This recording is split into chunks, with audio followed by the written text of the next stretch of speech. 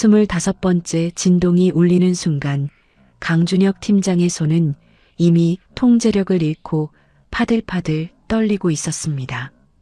단 1시간 만에 50억 원 규모의 프로젝트가 공중분해될 위기에 처하자 성진토건의 사무실은 그야말로 지옥으로 변했습니다. 전무부터 신입사원까지 모두가 한 남자의 이름만을 미친 듯이 울부짖으며 수화기를 붙잡고 매달렸지만 돌아오는 것은 차가운 기계음뿐이었습니다. 하지만 정작 그들이 그토록 처절하게 찾던 한상식은 라이벌 회사의 최상층, 집무실 소파에 앉아 석양을 바라보며 조용히 휴대폰 전원을 꺼버렸습니다.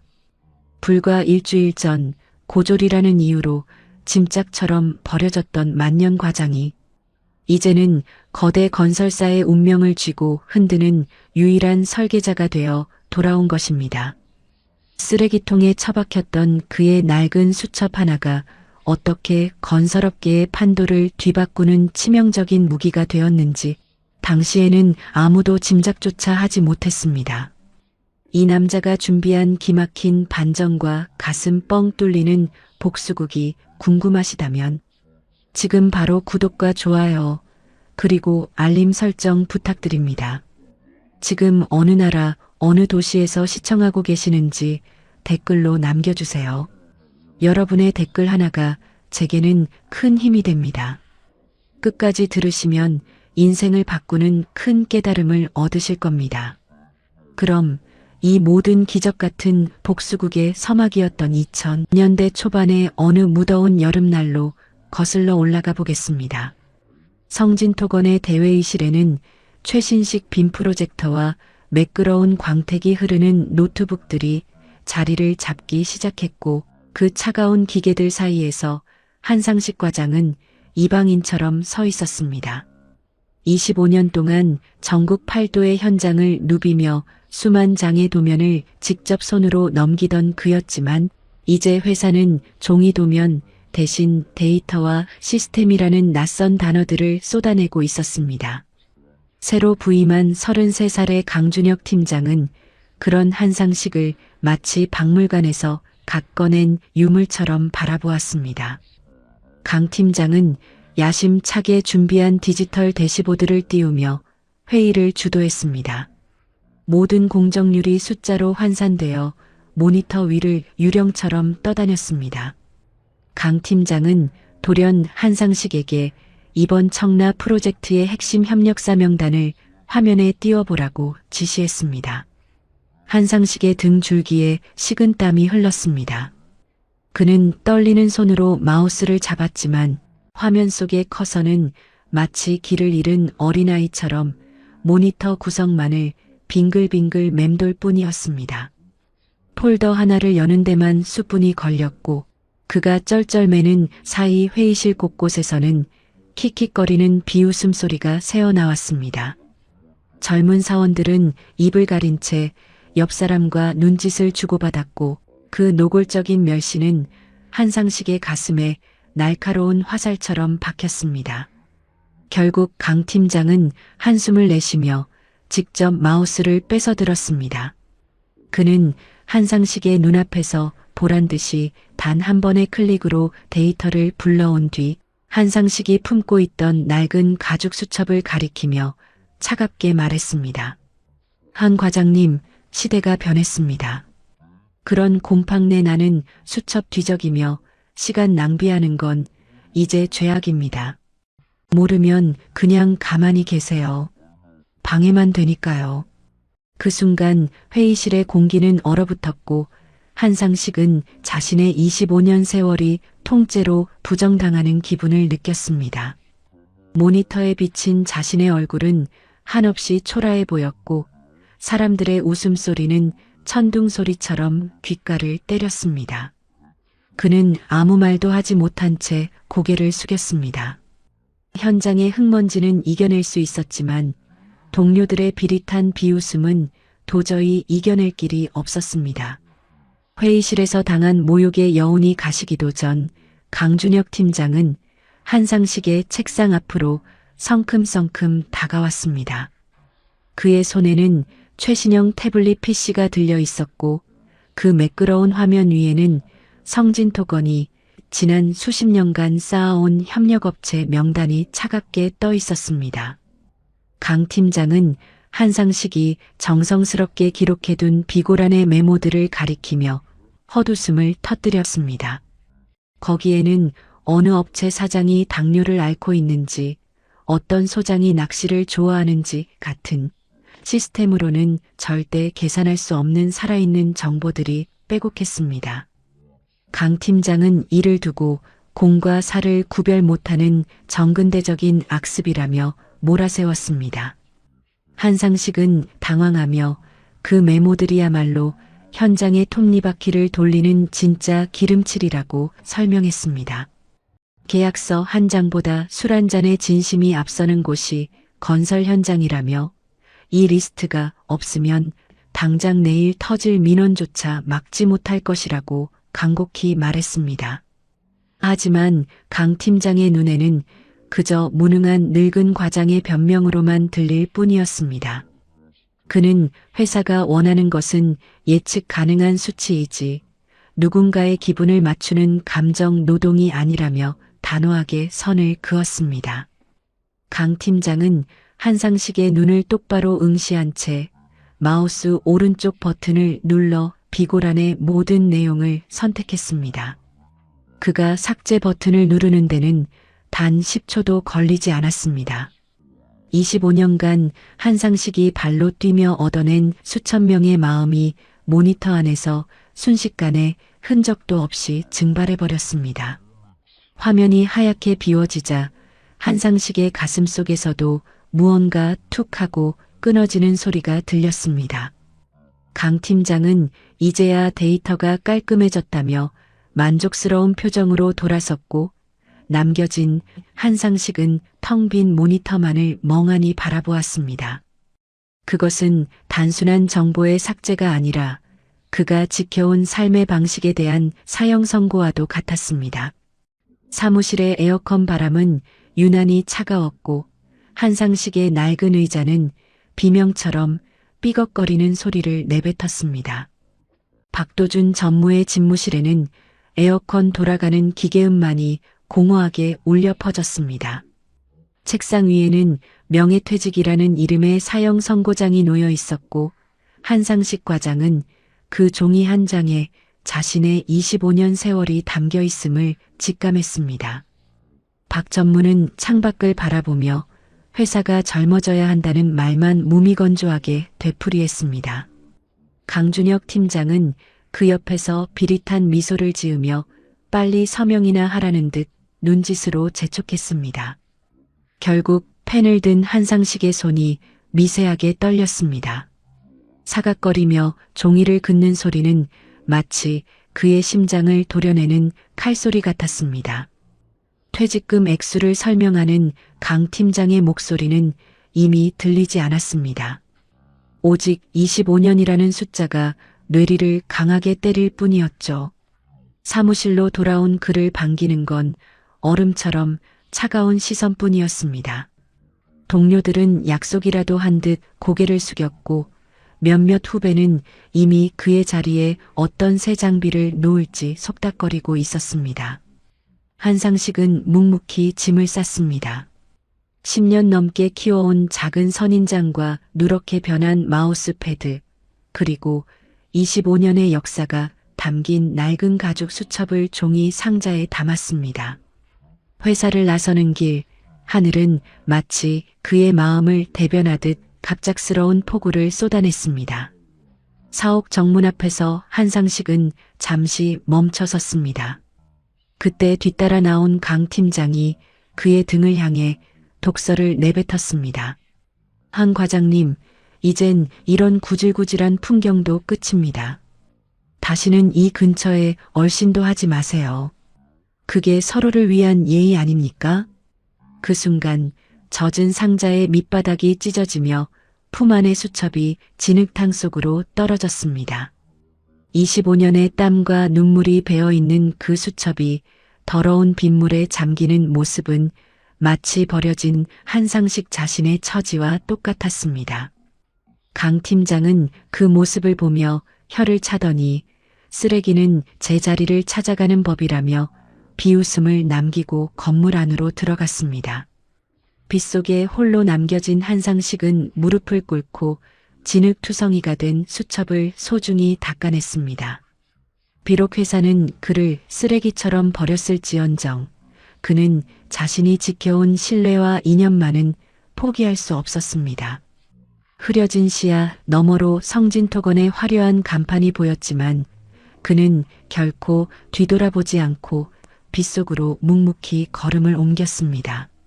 집으로 돌아가는 길은 평소보다 수만 배는 더 멀게만 느껴졌습니다. 젖은 구두에서는 걸음을 옮길 때마다 질척이는 소리가 났고 지하철 창문에 비친 자신의 모습은 마치 물에 불어 터진 종이 인형처럼 위태로워 보였습니다. 현관문을 열자 고소한 된장찌개 냄새가 코끝을 스쳤지만 한상식은 그 따뜻한 냄새조차 맡을 자격이 없는 사람처럼 현관에 한참을 멍하니 서 있었습니다. 아내는 젖은 남편의 옷을 보며 깜짝 놀라 달려왔지만 상식의 품에 안긴 초라한 상자와 그 안에 낡은 수첩을 본 순간 모든 상황을 직감했습니다.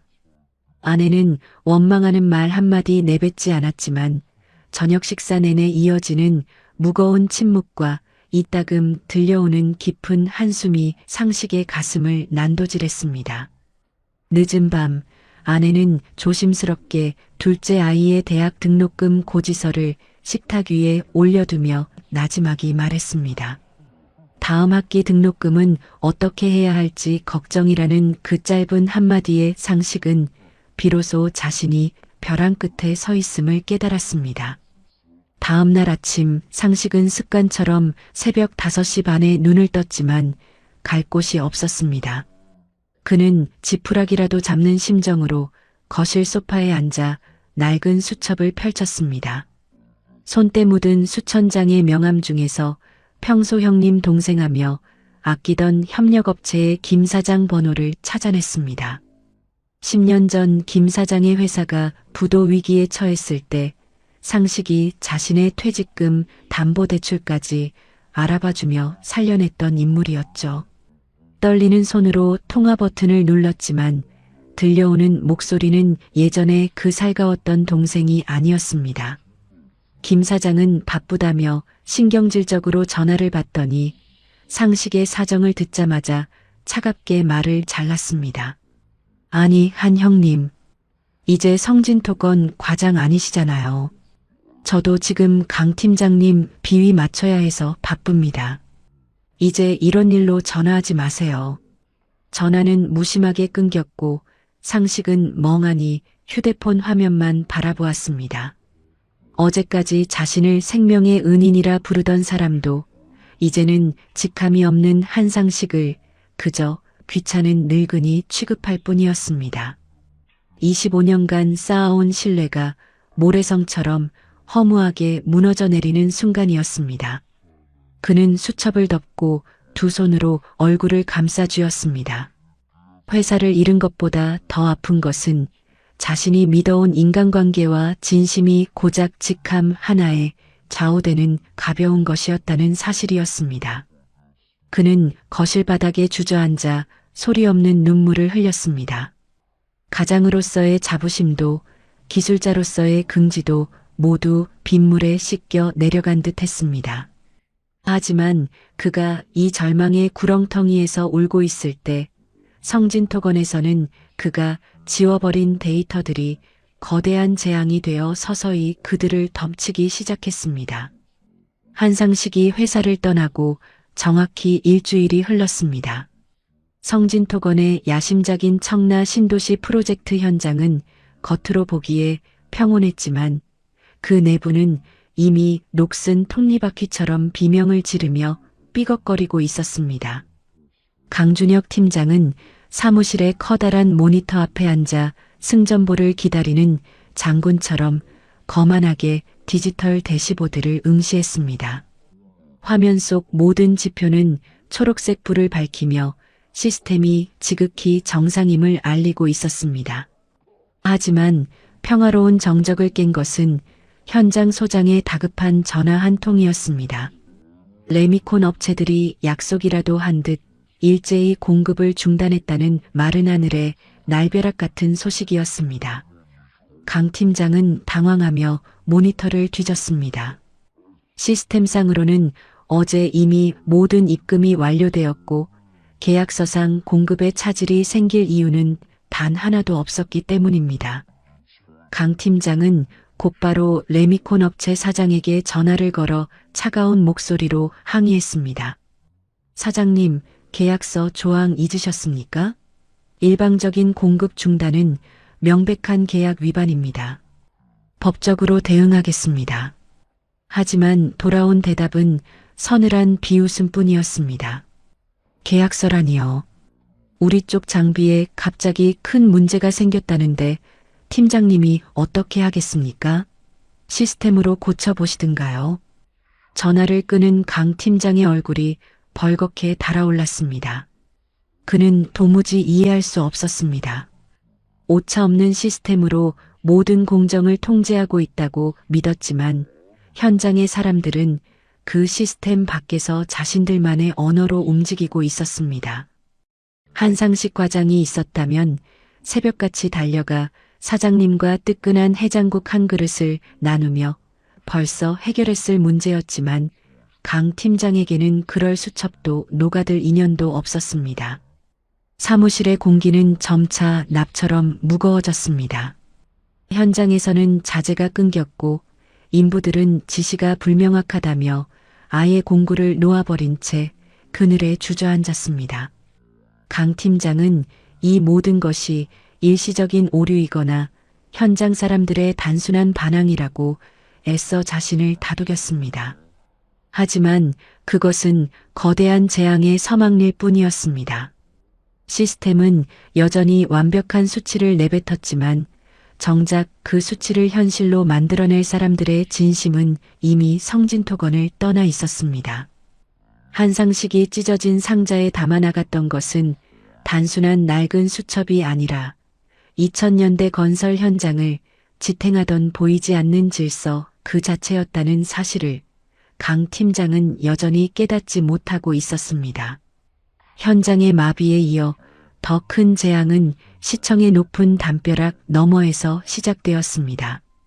청라 프로젝트의 사활이 걸린 핵심 건축 인허가 서류가 시청 건축과의 책상 위에서 한 발짝도 움직이지 않고 있었죠.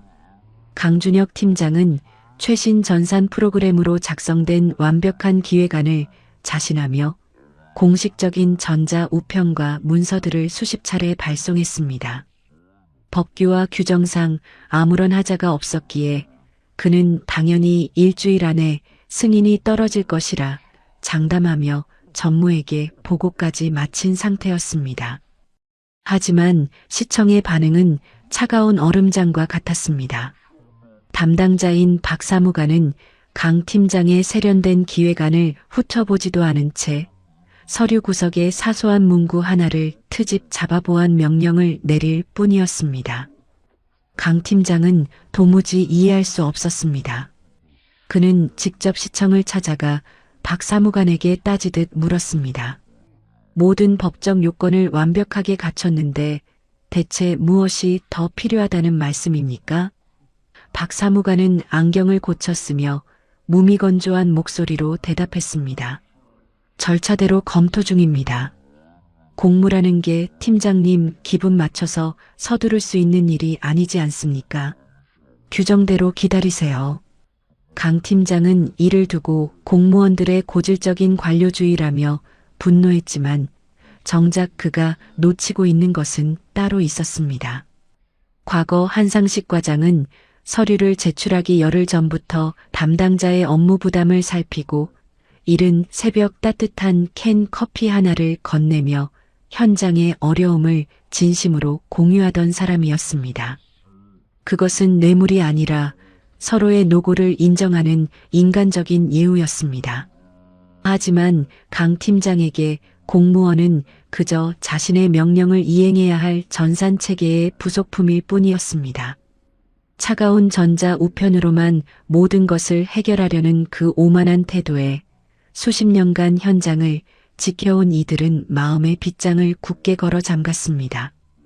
결국 인허가 마감 기한이 하루 앞으로 다가왔고 만약 내일 정오까지 승인이 나지 않으면 성진토건은 수억 원의 지체 보상금을 물어야 할 처지에 놓였습니다. 완벽한 시스템을 신봉하던 강 팀장의 손끝이 초조함으로 잘게 떨리기 시작했습니다. 모니터 속의 승인 대기 문구는 아무런 감정 없이 깜빡거리며 그가 쓰레기처럼 버린 한상식의 빈자리가 얼마나 거대한 구멍이었는지를 비로소 증명하고 있었습니다. 해질녘의 작은 공원 벤치에 앉아있는 한상식의 어깨 위로 차가운 바람이 스치고 지나갔습니다. 한때는 건설 현장에 호령하던 거친 손은 이제 초라하게 무릎 위에 놓여 있었고 빗물에 젖어 쭈글쭈글해진 가죽 수천만이 그의 곁을 지키고 있었습니다. 스스로가 정말 시대에 뒤처진 쓰레기가 된 것은 아닐까 하는 깊은 자괴감이 밀려오던 그때 정적을 깨고 검은색 대형 세단 한 대가 벤치 앞에 멈춰 섰습니다. 차 문이 열리고 내린 인물은 다름 아닌 성진토건의 최대 라이벌인 태양건설의 정 회장이었습니다. 정 회장은 수행원도 물리친 채 천천히 다가와 한상식의 옆자리에 앉았습니다. 그는 아무 말 없이 한상식이 들고 있던 낡은 수첩을 물끄러미 바라보았습니다. 정 회장은 주머니에서 오래된 안경을 꺼냈으며 나지막한 목소리로 입을 열었습니다. 자네가 성진에서 쫓겨났다는 소식을 들었네. 그들이 자네를 구시대의 유물이라며 버렸다지? 한상식은 고개를 숙인 채 씁쓸한 미소를 지었습니다. 하지만 정 회장의 다음 말은 상식의 가슴을 세차게 두드렸습니다. 어리석은 놈들. 그들은 자네를 버린 게 아니라 이 업계의 유일한 설계도를 제 손으로 내던진 거야. 시스템은 수천 개를 만들 수 있지만 이 수첩에 담긴 사람의 진심은 100년을 공들여도 못 얻는 법이지.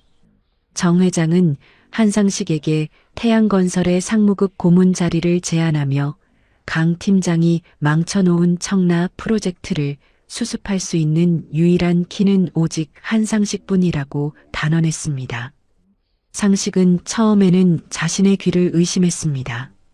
25년을 바친 회사에서 쓰레기 취급을 받으며 쫓겨난 자신에게 업계 최고의 권위자가 직접 손을 내민 것이었죠.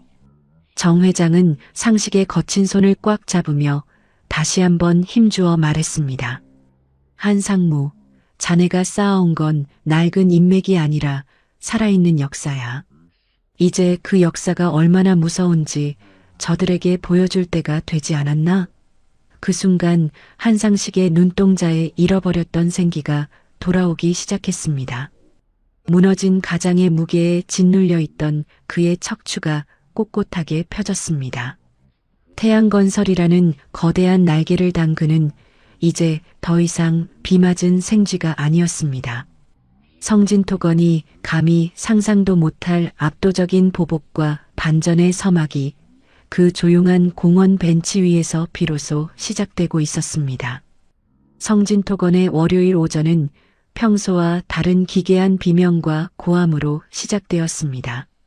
화려했던 유리병 너머로 50억 원이라는 거대한 손실 수치가 붉은 낙인처럼 전 직원의 모니터 위를 떠다니고 있었죠.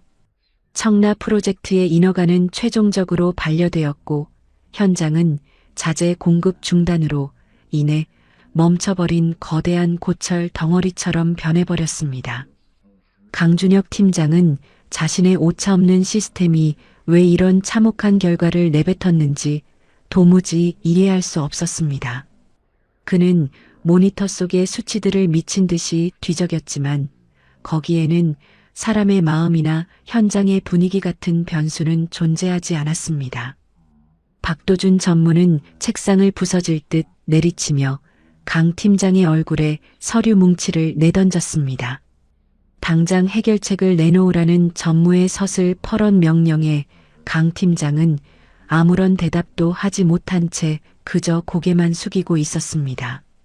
그들이 그토록 자랑하던 디지털 시스템은 정작 위기의 순간에 아무런 힘도 발휘하지 못했습니다. 협력업체 사장들은 약속이라도 한 듯 강 팀장의 전화를 피했고 겨우 연결된 한 하청업체 소장은 뼈아픈 일침을 가했습니다. 우리가 성진이랑 일한 줄 압니까? 우리는 한상식 과장이라는 그 사람의 진심을 보고 수십 년을 버틴 겁니다. 그 사람이 없는 성진토건이랑은 이제 단 한 뼘의 흙도 파지 않을 겁니다. 그 순간 강 팀장은 자신이 지워버렸던 그 낡은 수첩의 메모들이 단순한 낙서가 아니었음을 비로소 깨달았습니다. 그것은 수십 년간 현장의 갈등을 봉합해온 유일한 설계도이자 위기의 순간 성진토건을 지탱하던 마지막 구명줄이었습니다. 하지만 이미 데이터는 영원히 삭제되었고 그가 쓰레기 취급하며 내쫓았던 한상식의 빈자리는 이제 수백억 원의 손실이라는 거대한 블랙홀이 되어 회사를 집어삼키고 있었습니다. 오후가 되자 상황은 더욱 절망적으로 변했습니다. 시청에서는 사업권 취소까지 검토하겠다는 최후 통보를 보내왔고 투자자들의 항해 전화가 빗발쳤습니다. 박 전무는 결국 참다 못해 강 팀장을 몰아세우며 고함을 질렀습니다. 당장 한상식 과장 찾아내. 무릎을 꿇든 바닥을 기든 상관없으니까 어떻게든 다시 모셔오란 말이야. 강 팀장은 떨리는 손으로 인사 기록을 뒤졌지만 그가 직접 서명했던 퇴직 서류 위에는 한상식의 연락처가 이미 말소된 상태였습니다. 오만한 시스템의 붕괴 앞에 선 그들은 비로소 자신들이 무엇을 잃었는지 처절하게 깨닫기 시작했습니다. 사무실의 화려한 조명은 이제 조문객을 기다리는 상가처럼 쓸쓸하게 깜빡거리고 있었습니다. 태양건설의 상무급 고문 집무실은 정적마저도 우아하게 흐르고 있었습니다. 한상식은 창밖으로 펼쳐진 서울의 마천루를 바라보며 정 회장이 직접 건넨 최고급 보이차를 천천히 음미했습니다. 며칠 전까지만 해도 진흙탕 속에서 수첩을 닦던 그와 지금의 그는 전혀 다른 사람이었습니다. 그때 테이블 위에 놓인 최신형 스마트폰이 신경질적인 진동을 일으키며 책상을 울렸습니다. 화면에 뜬 이름은 성진토건의 강준혁 팀장이었습니다. 한상식은 차잔을 내려놓지 않은 채 그저 조용히 화면을 응시했습니다. 진동은 멈췄다가 다시 시작되기를 반복했습니다. 10번, 15번, 그리고 마침내 25번에 이르렀을 때 휴대폰의 깜빡임은 강준혁의 비명처럼 절박해 보였습니다. 같은 시각 성진토건의 강 팀장은 수화기를 든 손이 땀으로 흠뻑 젖은 채 미친 사람처럼 전화를 걸고 있었습니다. 제발 한 과장님, 제발 한 번만 받아주세요. 그의 오만했던 목소리는 이제 비굴함으로 가득 찼고 MBA에서 배웠다는 그 화려한 경영 이론들은 무너지는 회사의 실적 앞에서 아무런 방패가 되지 못했습니다. 그는 한상식이 없으면 청라 프로젝트의 인허가를 해결할 방법도 등 돌린 협력사들을 달래올 재간도 없다는 것을 뼈아프게 절감하고 있었습니다. 하지만 한상식은 그 전화를 끝내 받지 않았습니다. 대신 그는 곁에 앉은 정 회장을 향해 옅은 미소를 지으며 조용히 휴대폰 전원을 꺼버렸습니다. 휴대폰 전원이 꺼지는 순간 한상식의 가슴속에서 25년간 억눌려왔던 체증이 시원하게 씻겨 내려가는 기분이 들었습니다.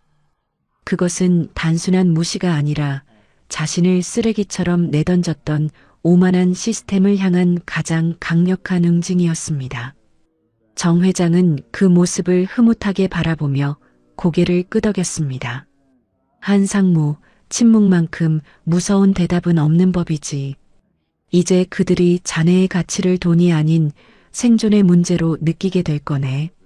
집무실은 다시 깊은 정적에 잠겼고 한상식은 그 고요함 속에서 비로소 자신이 지켜온 사람의 길이 틀리지 않았음을 확신했습니다. 성진토건의 비명은 커져만 갔지만 한상식의 시간은 이제야 비로소 찬란하게 흐르기 시작했습니다.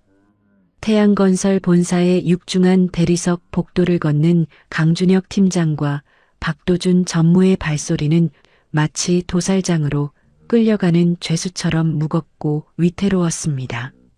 일주일 전만 해도 한상식을 벌레 보듯 비웃으며 내쫓았던 그들이었지만 이제는 회사의 운명을 구걸하기 위해 라이벌 회사의 문턱을 넘어야 하는 처지가 된 것이죠.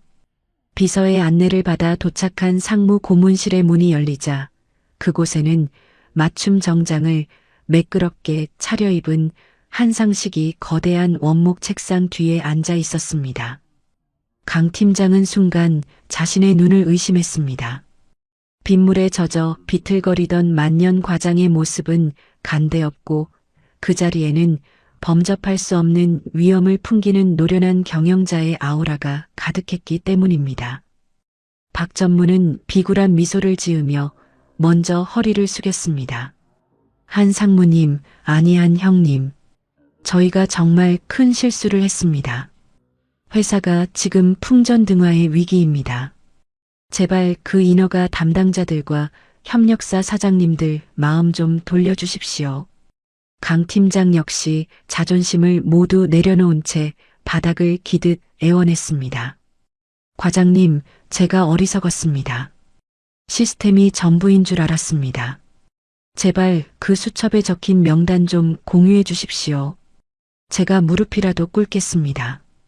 두 남자의 처절한 구걸을 묵묵히 듣던 한상식은 천천히 서랍을 열어 낡고 쭈글쭈글한 가죽 수첩 하나를 꺼내 책상 위에 올렸습니다. 진흙 흔적이 채 가시지 않은 그 수첩을 본 강 팀장의 눈동자가 경련하듯 떨렸습니다. 한상식은 수첩을 소중하게 쓰다듬으며 나지막이 입을 열었습니다. 강 팀장, 자네가 쓰레기통에 처박았던 이 기록들은 단순한 데이터가 아니야. 자네의 그 잘난 시스템은 0과 1밖에 모르지만 나는 사람의 진심이 담긴 0.5를 보고 25년을 버텼네. 삭제 버튼 하나로 지울 수 있는 건 글자뿐이지 사람의 마음은 복구가 안 되는 법이야. 한상식의 목소리는 낮았지만 그 안에는 강철 같은 단단함이 서려 있었습니다. 박 전무와 강 팀장은 그 압도적인 기세에 눌려 숨조차 제대로 쉬지 못했습니다. 자신들이 내버린 것이 고작 낡은 과장 한 명이 아니라 성진토건의 심장이었다는 사실을 그들은 이제야 온몸으로 체감하고 있었습니다. 한상식은 차갑게 식어버린 찻잔을 바라보며 더 이상 그들에게 내어줄 자비는 없음을 묵묵한 시선으로 대신했습니다. 성진토건이라는 견고했던 성체가 무너지는 데는 그리 오랜 시간이 걸리지 않았습니다. 한상식 상무가 태양건설의 고문으로 부임했다는 소식이 업계에 퍼지자마자 성진토건이 붙잡고 있던 마지막 희망의 끈들이 모래알처럼 흩어지기 시작했습니다. 가장 먼저 움직인 것은 현장의 심장과도 같았던 협력업체들이었습니다. 강준혁 팀장의 고압적인 태도에 숨죽이고 있던 그들은 한상식이 태양건설에서 새로운 프로젝트를 시작한다는 소식을 듣자마자 일제히 성진토건과의 계약 해지를 통보했습니다. 그들이 내세운 명분은 단순했습니다. 우리는 시스템을 믿고 도장을 찍은 것이 아니라 한상식이라는 사람의 보증을 믿고 일했던 것이라는 단호한 선언이었습니다. 이어서 시청의 건축 인허가 역시 기적처럼 해결되었습니다. 박 사무관을 비롯한 인허가 담당자들은 성진토건의 보안 서류를 반려하는 대신 태양건설이 새롭게 제출한 설계안을 전격 승인했습니다. 그것은 한상식이 직접 발로 뛰며 현장의 애로사항을 설계에 반영하고 공무원들이 우려하던 민원 문제를 특유의 유연함으로 미리 해결해둔 덕분이었습니다. 결국 청라 신도시 프로젝트의 사업권은 성진토건에서 태양건설로 전격 이양되었습니다. 70억 원이 넘는 막대한 매몰 비용과 지체 보상금을 떠안게 된 성진토건의 사무실은 그야말로 아수라장이 되었습니다. 박도준 전무는 배임 혐의로 이사회에서 해임 통보를 받았고 모든 책임을 뒤집어쓰게 된 강준혁 팀장은 짐을 싸기도 전에 법무팀으로부터 구상권 청구 소송 서류를 전달받았습니다. 그 화려했던 사무실 구석에서 넋이 나간 채 앉아있던 강준혁 팀장 앞으로 한상식이 마지막 인사를 위해 찾아왔습니다. 강 팀장은 초점 없는 눈으로 그를 바라보며 절규하듯 물었습니다. 어떻게 하신 겁니까? 대체 그 낡은 수첩에 무엇을 적었기에 사람들이 이토록 당신만을 따르는 겁니까?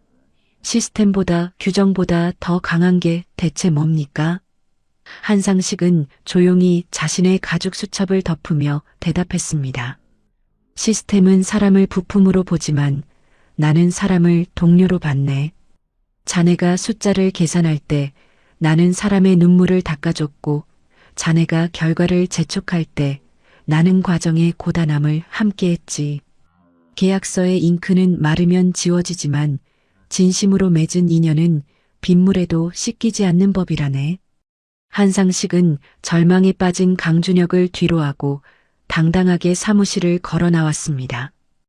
25년 전 처음 이 문을 들어섰을 때처럼 그의 발걸음은 가벼웠고 등 뒤에서 들려오는 빌런들의 비명 소리는 이제 더 이상 그의 마음에 아무런 상처도 내지 못했습니다.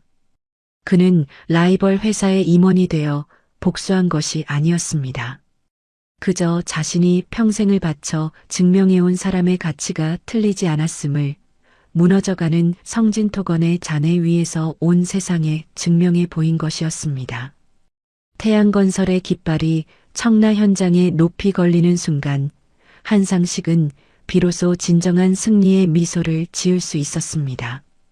계절이 바뀌어 선선한 가을바람이 청라 신도시 현장의 깃발을 부드럽게 흔들고 있었습니다.